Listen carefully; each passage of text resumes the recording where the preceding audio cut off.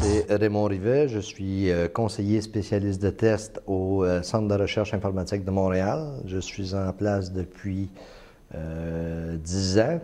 Bien qu'auparavant, je viens du milieu du développement informatique, mais j'ai évolué dans le temps entre le test, le développement et même aller être un simple utilisateur au niveau de l'informatique il y a plusieurs années.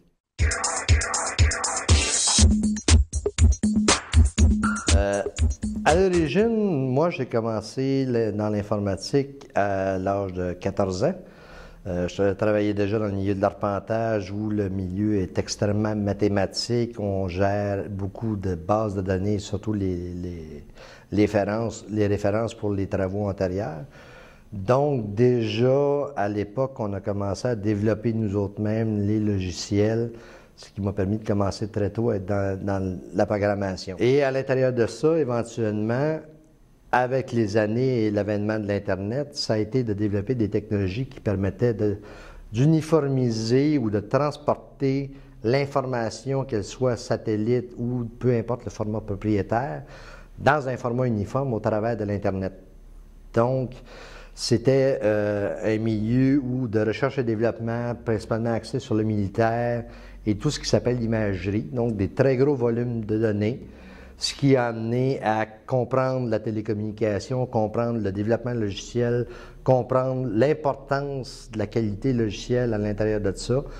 Et à l'intérieur de là, moi j'ai évolué vers le test parce que c'était quelque chose qui me passionnait. J'aimais trouver les défauts et m'assurer que quand le client savait de quoi, ça fonctionnait. Et éventuellement, j'ai été approché par le crime pour me joindre à leur équipe. Et depuis ce temps-là, je suis ici au crime à titre de conseiller spécialisé de test. Principalement, il y a deux aspects à la terminologie. Il y a ce qu'on appelle l'assurance qualité, qui relève beaucoup plus du principe de génie logiciel, c'est-à-dire le cycle de développement fonctionnel d'une application. Et il y a la partie test, qui consiste à s'assurer que le produit a été testé adéquatement, qu'il n'y aura pas d'erreurs qui vont être livrées au client, que le produit va répondre aux besoins et qu'il n'y aura pas de défauts qui vont être trouvés par les clients. Ce que moi je fais principalement, c'est généralement on reçoit un produit ou une documentation d'un produit et là, à partir des spécifications, on doit voir un peu l'application comme une boîte noire. Autrement dit, on sait qu'est-ce qui doit rentrer et qu'est-ce qui devrait en ressortir normalement.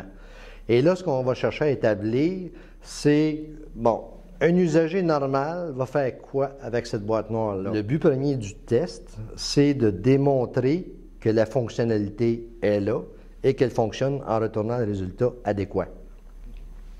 Le deuxième but, c'est ensuite de s'assurer de la solidité de l'application, c'est-à-dire que lorsque les utilisateurs vont s'en servir, ça ne risque pas soit de crasher, occasionner de la corruption de données, principalement au niveau des bases de données, ou encore de s'assurer que l'application, au bout d'un certain temps, elle va toujours rester quand même fonctionnelle, ou qu'il y a des façons d'arriver à obtenir le résultat voulu.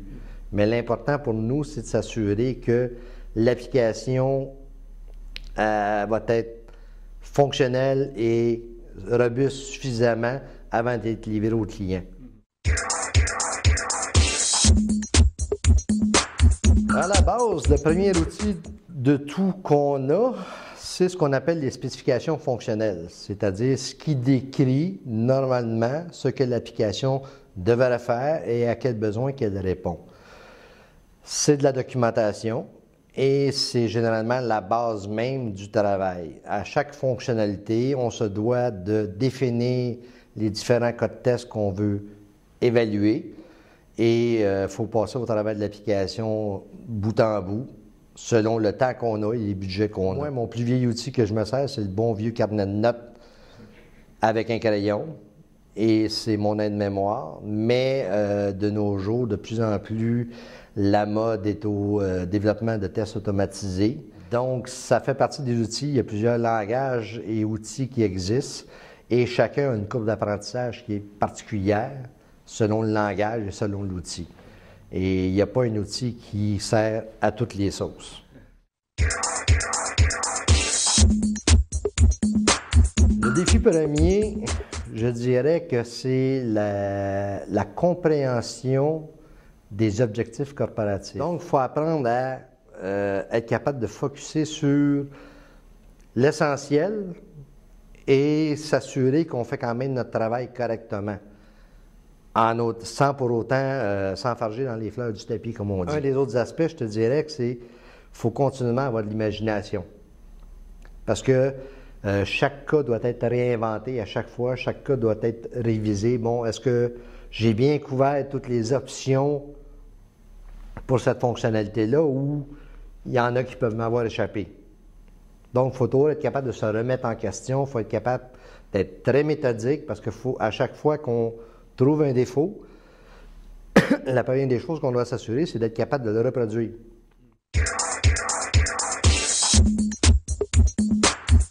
Pour moi, l'informatique reste encore un hobby. Donc, ça m'amuse encore de le faire.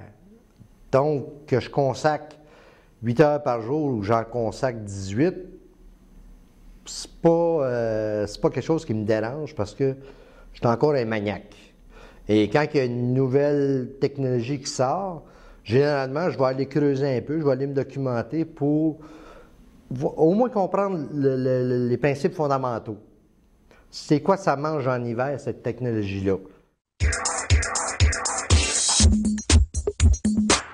À la base, je te dirais, comprendre la programmation, ça c'est l'essentiel. Il faut être capable de programmer. Faut aussi être capable de lire la documentation et ne pas avoir peur de creuser dans de la documentation. Les bonnes vieilles règles de lire la documentation, là, c'est essentiel. Il faut être capable de lire et de décoder entre les lignes souvent. Il faut avoir beaucoup d'imagination. Il faut connaître les bases du domaine d'affaires. Essentiellement, je te dirais que comprendre à quoi va servir une application, à quel domaine d'affaires, c'est comment les gens vont s'en servir, permet d'orienter de façon plus structurée les tests qu'on veut faire.